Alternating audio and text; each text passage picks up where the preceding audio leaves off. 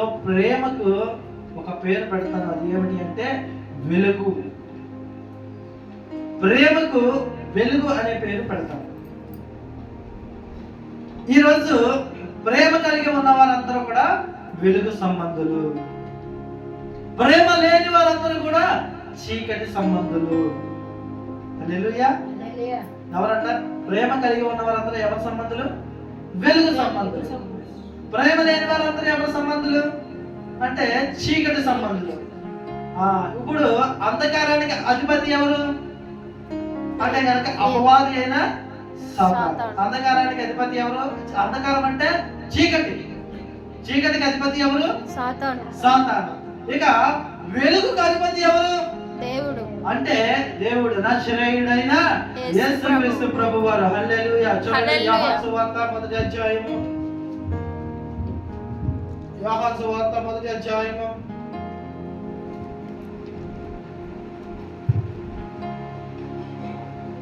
యోహాను సువార్త మొదటి అధ్యాయము మొదటి వచనం నుంచి చదువుదాం. చూడండి, నేను చదివి వినిపిస్తాను, చూద్దాము. ఆది యందు వాక్యము ఉండెను, వాక్యము దేవుని యందు ఉండెను, వాక్యము దేవుడై ఉండెను. ఆయన ఆది యందు దేవుని యందు ఉండెను, సమస్తమున ఆయన మూలముగా కలిగెను. కలిగి ఉన్నదేదియు ఆయన లేకుండా కలగలేదు. ఆయనలో జీవం ఉండెను, ఆ జీవము మనుషులకు వెలుగై ఉండెను. హల్లెలూయా. ఏమై ఉన్నదంట? వెలుగై ఉండెనంట. ఆయనలో జీవం ఉండెను, ఆయన లేకుండా ఏదియు కలగలేదు. ఆయనలో జీవం ఉండెను, ఆ జీవము మనుషులకు వెలుగై ఉండెను. ఇక మనము ఈరోజు ఎవరిని ఆశ్రయిస్తున్నాము అంటే కనుక వెలుగును ఆశ్రయిస్తున్నామా, చీకటిని ఆశ్రయిస్తున్నామా?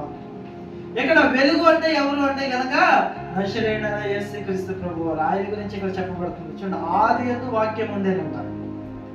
ఆది యందు మొట్టమొదటిగా సృష్టిలో ఏముండేను అంటే చూడండి, గ్రంథాలు కూడా చెప్తుంటాయి. వేదాల్లో మనం చూసినట్లయితే అందులో ఓం అనేటువంటి మాటలు మనం చూస్తాం. చాలా మనము హైందవ ధర్మ గుడిలోకి వెళ్ళినట్టయితే ఆ గుడుల్లోని ప్రతి ఒక్కరు మైకులతో చెప్తూ ఉంటారు. ఆ గుడిలోని ప్రవేశించిన మరుక్షణము ఒక శబ్దం వినబడుతుంటది. ఆ శబ్దం ఏంటంటే ఓంకారం అనే దానికి అర్థం ఎవరికైనా తెలుసా? ఓం అనే మాట పలుకుతారు కానీ ఓంకారం అంటే ఏంటో తెలుసా? ఓంకారము అనగా శబ్దము. ఆ శబ్దము ఎక్కడి నుంచి వచ్చింది అంటే కనుక ఆయన ఆదిలో శబ్దమై ఉన్నాడు. ఆయన ఏ స్వరూపంలోని లేడు. అనేక మంది అనేక స్వరూపాలు తయారు చేసుకొని వాటిని ఆరాధిస్తూ ఉంటారు, కానీ అవన్నీ కూడా ఒట్టివే. ఎందుకంటే అవి మనుషులు చేసుకున్నవి మాత్రమే. కానీ మనిషిని చేసింది ఎవరు అంటే కనుక దేవుడు.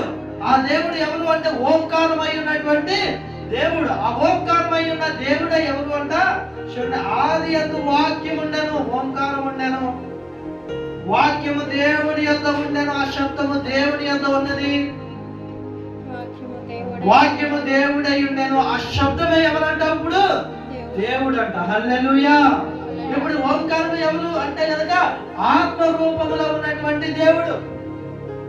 అందుకే దేవుడు ప్రస్తావిస్తున్నాడు ఏమనంటే కనుక ఆకాశం అందే కానీ, భూమి అందే కానీ, భూమి కింద నీళ్ళ ఎందనే కానీ ఏ స్వరూపమును మీరు కొలవకూడదు. ఎందుకంటే ఆయన స్వరూపాన్ని మనకి ఇంకా ప్రత్యక్షపరచలేదు.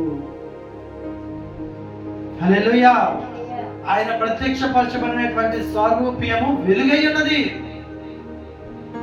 ఆ వెలుగును మాత్రమే మనం ఆరాధించే బిడ్డలుగా మనము ఉండాలి. అంతే తప్ప మనము యేసుక్రీస్తు బొమ్మ రూపంలో ఉన్నటువంటి విగ్రహాన్ని కూడా మనము ఆరాధించకూడదు. యేసుక్రీస్తు బొమ్మ రూపంలో ఉన్న దానికి ఎవరు ఏది నైవేద్యం పెట్టి తినమన్నా సరే అది మనము తినకూడదు. ఎందుకంటే అది విగ్రహారాధన. అర్థమవుతుందా? యేసుక్రీస్తు బొమ్మ రూపంలో చేసినటువంటి విగ్రహం ముందున్న దాన్ని కూడా మనము ఆరాధించకూడదు. దానికి సమర్పించినటువంటి ఏ ఒకటి కూడా మనము తినకూడదు. ఎందుకంటే అది విగ్రహారాధన. అందరూ అనుకుంటూ ఉంటారు విగ్రహారాధన అంటే వినాయకుడు లేదా వెంకటరామూర్తి ఇది అనుకుంటారు. అదే కాదు, యేసుక్రీస్తు స్వరూపములో ఉన్న విగ్రహము కూడా వట్టి విగ్రహము మాత్రమే. ఎందుకు అంటే నీవు నేను ఆరాధించే దేవుడు ఎవరి దేవుడు అంట? ఆత్మస్వరూపి అయిన దేవుడు. ఆయన వెలుగై ఉన్నాడు. ఇక వెలుగు సంబంధులు ఎలా ఉండాలి అంటే ఆయన వెలుగై ఉన్నాడు కదా యేసుక్రీస్తు ప్రభువు. వెలుగై ఉన్నటువంటి దేవుడిని ఆరాధించేటువంటి వెలుగు సంబంధులమైన మనము ఎలా ఉండాలి? ఈరోజు చీకటి సంబంధులు ఎలా ఉన్నారు, వెలుగు సంబంధులు ఎలా ఉన్నారు అనేది చిన్న మాట మనం చూసుకోవచ్చు. చూడండి, ప్రభు బలలో చేయి వేసే ముందు ఒక చిన్న మాట చూడండి. ఎఫెసీయులకు రాసినటువంటి పత్రిక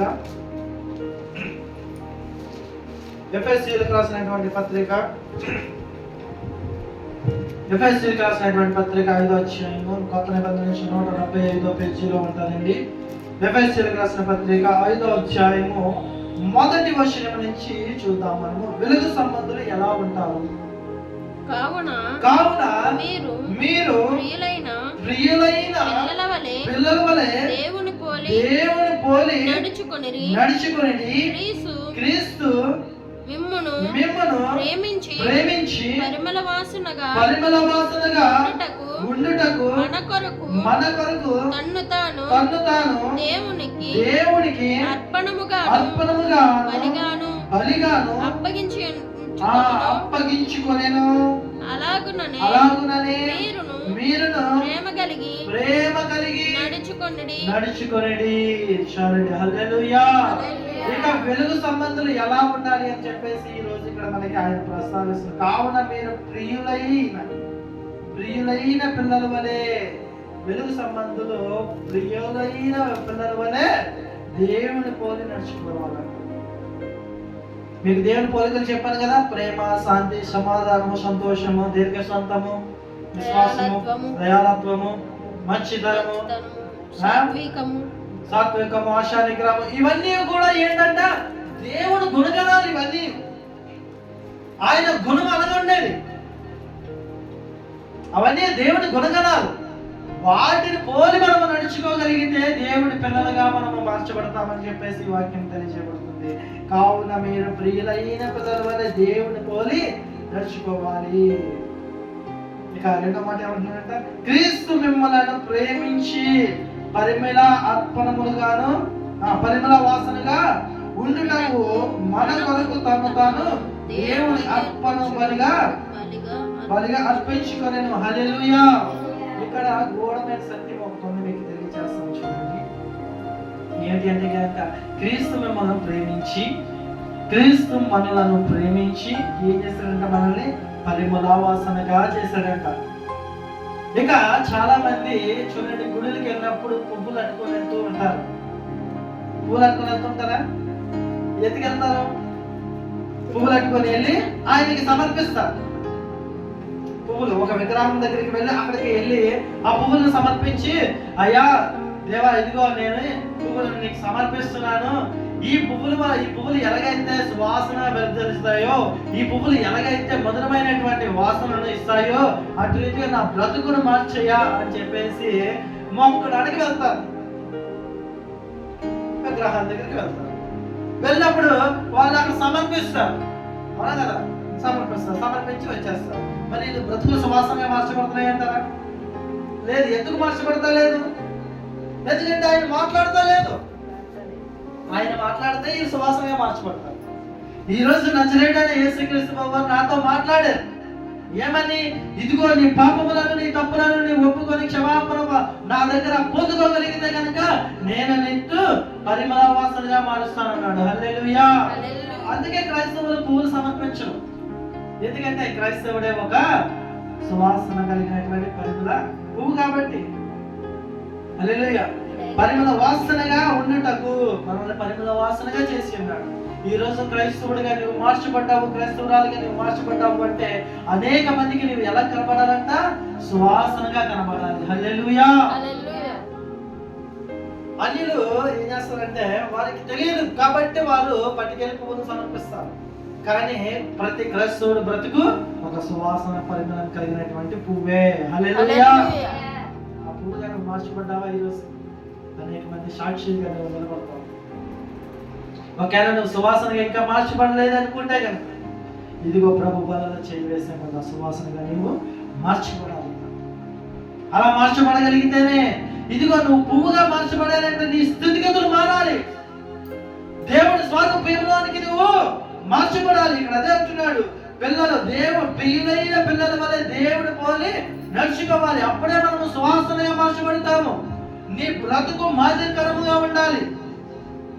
నీ బ్రతుకు దేవుని స్వరూపంలో ఉండాలి, లోకంలో ఉండాలి. కానీ లోకంలో నీవు ప్రత్యేకింపబడిన బిడ్డగానే ఉండాలి. హల్లెలూయా.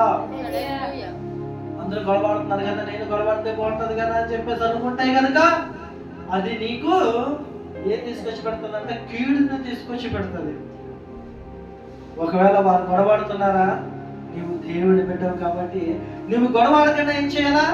దేవుడికి అప్పగించుకోవాలి. అయ్యా ఒకవేళ తప్పు నాదైనా ఆమెదైనా సరే క్షమించు నాయన అని చెప్పేసి, మనది తప్పు ఉన్నా సరే ఎదటి వారిది తప్పు ఉన్నా సరే మనము క్షమించమని అడగాలి. ఎవరిని? దేవుడిని అడగాలి.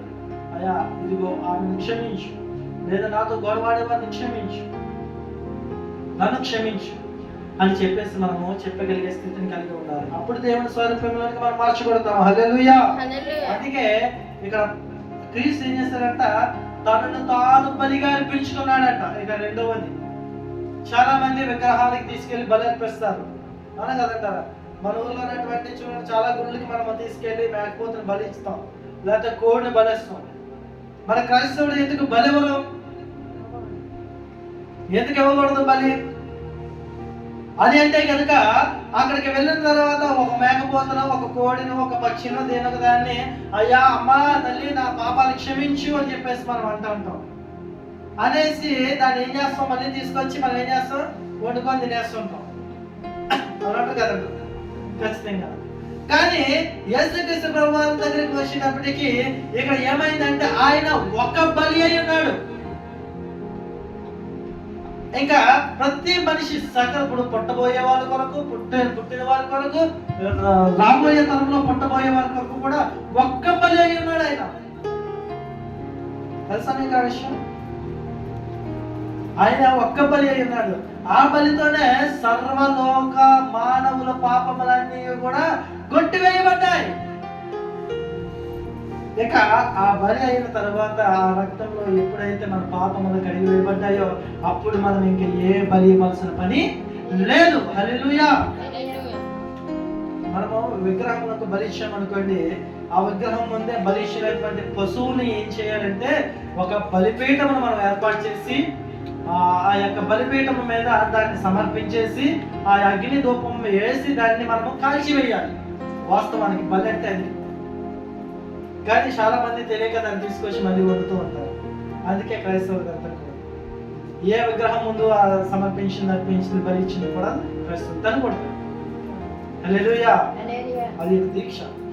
యేసుక్రీస్తు ప్రభువారు నేను మీ కొరకు బలి అయి ఉన్నాను కదా, నీవు నా దగ్గరికి వచ్చి నీ పాపములను నీవు ఒప్పుకోగలిగితే నా రక్తముల పాపములన్నింటినీ కడిగి వేసి నిన్ను ఏం చేస్తానన్నాడు, పరిశుద్ధినిగా మార్చేస్తాడంట. హల్లెలూయా.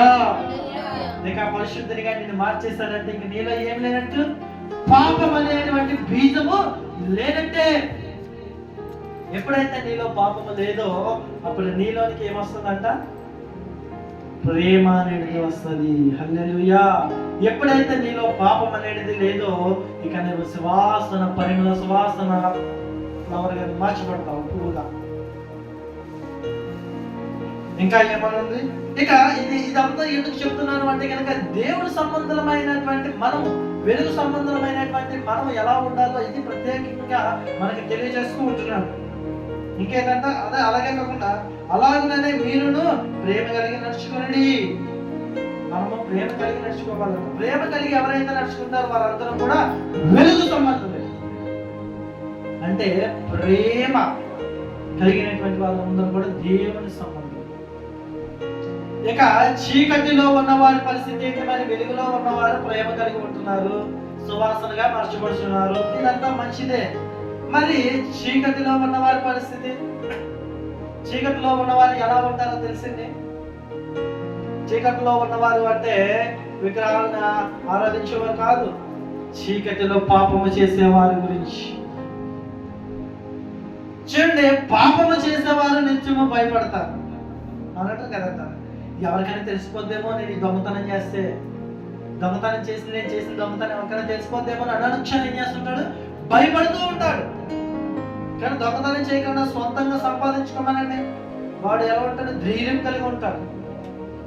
ఇక చీకటి సంబంధి ఎలా ఉంటారో ఇక్కడ మనం చూడొచ్చు. చూడండి 3వ వచనం, అదే అధ్యాయం 5వ అధ్యాయం 3వ వచనంలో చూద్దాం. చీకటి సంబంధంలో ఉండేటువంటి ప్రత్యేకమైనటువంటి లక్షణాలు ఇక్కడ నేను చదివి వినిపిస్తాను, చూడండి. మీలో జారత్వమే గాని ఏ విధమైన అపవిత్రతయే గాని లోభత్వమే గాని వీటి పేరైనను ఎత్తకూడదు. ఇదే పరిశుద్ధులకు తగినది. చాలండి. అంటే చీకటి సంబంధులు ఎలా ఉంటారంట, జారత్వం కలిగి ఉంటారు. చూడండి, జారత్వము అంటే ఏమిటి అంటే కనుక అంటే వాళ్ళ అవసరాలను బట్టి వాళ్ళు ప్రవర్తించేటువంటి స్థితి, అవసరాలను బట్టి ప్రవర్తించేటువంటి స్థితి జారత్వం. ఆ టయానికి చూడండి, సామెతలు చెప్తూ ఉంటారు, ఏ కాలానికి ఆ గుడి అంటారు. ఇటువంటి వారిని జారత్వం స్థితిలో ఉంటారు. ఈ జారత్వం అనేది ఏం చేస్తుందంటే ఆ సమయానికి వారికి ఎలా అనుకూలంగా ఉంటే అలా ప్రవర్తిస్తూ ఉంటారు. అలా ఇప్పుడు మనము ఉండకూడదు. ఎటువైపు న్యాయం ఉన్నదో అటువైపు మాత్రమే మనము నిలిచి ఉండాలి. అన్యాయం చేసిన వాడు మనవాడే కదా, మనం ఆడి పక్షాన్ని మాట్లాడదాము అనుకుంటే వాడు చీకటి సంబంధి. వాడు ఎక్కడికి వెళ్ళిపోతాడంట, చీకటిలోనికి వెళ్ళిపోతాడు. ఎప్పుడైతే మనం ఏదైనా ఒక కార్యం జరిగినప్పుడు, లేదంటే ఒక గొడవ జరిగినప్పుడు న్యాయము ఎటువైపు ఉందో తెలిసి అటువైపే మనం నిలబడాలి. అది వెలుగు సంబంధులు చేసేటువంటి పని. అది సొంత వారు అయి ఉండొచ్చు, పరాయి వారు అయి ఉండొచ్చు.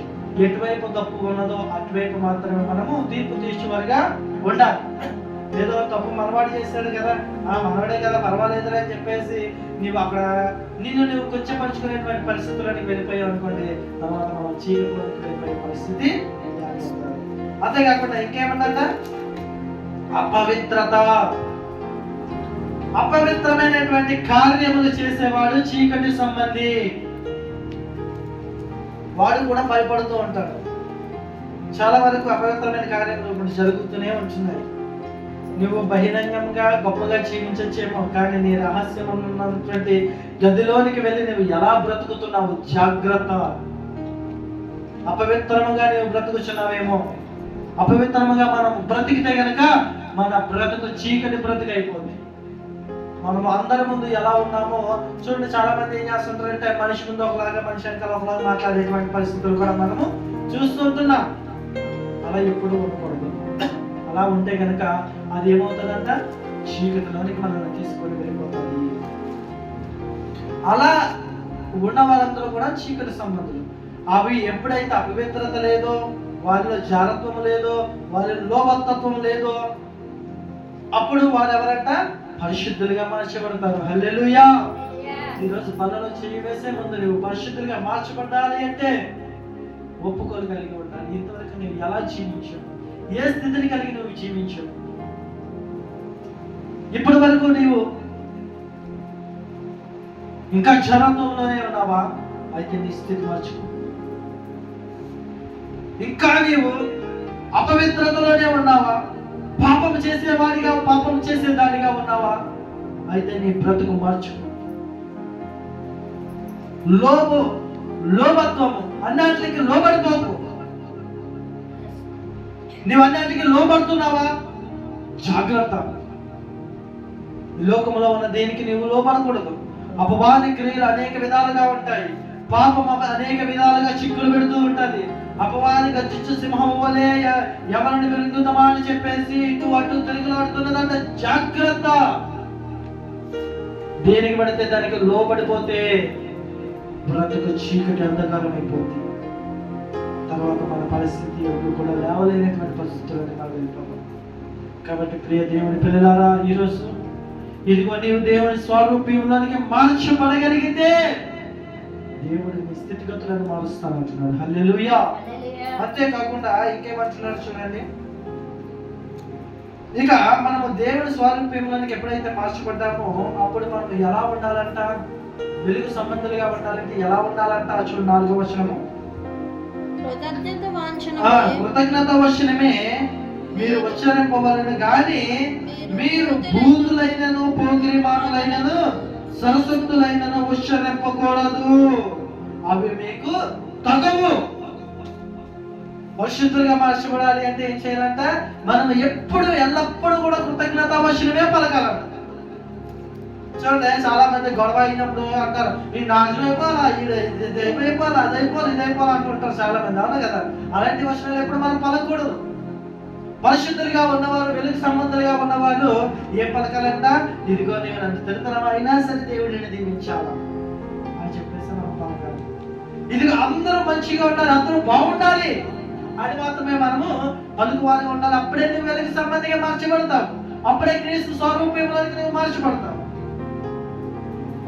అలా కాకుండా మనము చీకటి సంబంధం అనుకోండి, మనకు అర్థమైపోద్ది మనము దేవుడిని ఆశ్రయించిన బిడ్డలుగా ఉన్నామా, దేవుడిని ఆశ్రయించిన బిడ్డలుగా ఉన్నామా అనే దానికి ఇదే నిదర్శనం. దేవుడిని ఆశ్రయించే బిడ్డలు అంటే దేవుణ్ణి నమ్మేటువంటి బిడ్డలు. ఇదిగో మీ దేవుడే కాదు, నా దేవుడు గొప్పవాడు అని చెప్పుకునేటువంటి ప్రతి వారు కూడా ఏం చేయాలంటే దేవుడి సంబంధులైన వారందరూ కూడా ఏమాత్రం బూతులు పలకకూడదు, పోకిరి మాటలు పలకకూడదు. ఇంకేం పలకకూడదంట? సరస్వతులైనను ఉచ్చరింపకూడదు. చూడండి, కొంతమంది అక్క, చెల్లి, వదిన అటువంటి వాయవసలు లేకుండా కొంతమంది తప్పుడుగా మాట్లాడుతూ ఉంటారు. అటువంటి మాటలు మాట్లాడిన వారు కూడా ఎవరంట? చీకటి సంబంధులే, వారు దేవునికి విరుద్ధమైన వారే. ఇక కృతజ్ఞత వచనమే మనం పలకాలి, కృతజ్ఞతలు మాత్రమే మనం పలుకువారిగా ఉండాలి. అలా పలకకపోతే మనం చీకటి సంబంధం అయిపోతాం. ఇంకేమున్నాయంట చూడండి, దేవుడి సంబంధాలు, వెలుగు సంబంధాలు ఏ పని చేయకూడదంట? వ్యభిచారమైనను, అపవిత్రుడనైనను, విగ్రహారాధికుడనైనను, లోబి అయినను, క్రీస్తు యొక్క దేవుని యొక్క రాజ్యమునకు హక్కుదారులు కాడని సంగతి మీరు నిశ్చయముగా తెలుసుకొనవలెను. పరలోక రాజ్యమే పరలోక రాజ్యం లోనికి ప్రవేశించాలి అంటే మనం పరిశుద్ధులుగా మార్చబడాలి. అంటే మనము పరలోక రాజ్యం అనే కాదు, స్వర్గము. అనేక భాషల్లో చెప్పాలంటే పరలోక రాజ్యాన్ని స్వర్గం అని కూడా సంబోధిస్తుంటారు. అయితే ఆ పరలోక రాజ్యము, ఆ స్వర్గంలోనికి మనము క్రీస్తు మనకి ఎలా ప్రకటిస్తున్నాడు కాబట్టి మనం ఈ విధంగా మనం వచ్చినప్పుడు ఉంటారు. అయితే కొన్ని గ్రంథాల్లో మనం చూసినట్లయితే స్వర్గదాసీలు అవ్వాలి అంటే, దేవుళ్ళతో పాటు మన పితర దేవుళ్ళతో పాటు మనము నివసించాలి అంటే నేను చెప్తున్నాను, ఒక భగవద్గీత అనుసారంగా కానీ, రామాయణానుసారంగా కానీ, ఇంకా కొన్ని వేద గ్రంథాలు ఉన్నాయి కదా, వాటి ప్రకారం నేను చెప్తున్నాను. వాటి ప్రకారమైన నీవు ఆ యొక్క పరలోక రాజ్యాన్ని అంటే ఆ యొక్క స్వర్గంలోనికి నీవు వెళ్ళాలి అంటే మనలో ఏముండకూడదంట? వ్యభిచారం ఉండకూడదు, అపవిత్రత ఉండకూడదు, ఇంకేముండకూడదంట? విగ్రహారాధన ఉండకూడదు, లోభత్వం ఉండకూడదు. ఇలా ఉంటే క్రీస్తు దేవుని రాజ్యాన్ని మనము ఏం చేయలేమంట? సంపాదించుకోలేము. హల్లెలూయా.